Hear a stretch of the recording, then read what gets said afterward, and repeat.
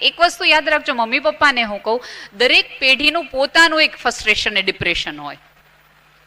આપણને હતું, આને છે, દરેકને હોય. મારું ને તમારું કશું જ નથી હોતું. તમારો બાળકને બધું તો આપો જ નહીં, થોડું બાકી રાખો. થોડીક વસ્તુ માટે એને સંઘર્ષ કરવા દો. એને ઈ પડે તો એને ઊભો થઈ શકે છે કે નહીં એટલા પ્રયત્નની રાહ જુઓ. તરત અરે મારો દીકરો પડી ગયો, પછી એ દીકરાને આજીવન કોકના પંપાળવાની ટેવ પડશે. અને સમય અને જગત એટલું ક્રૂર છે કે હંમેશા બાજુમાં ઊભા નહીં રહેવા દે.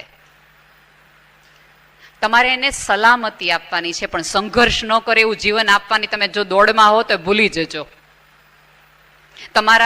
એના સંઘર્ષ થકી જ એ વધુ સુંદર અને પરિપક્વ માણસ બનશે.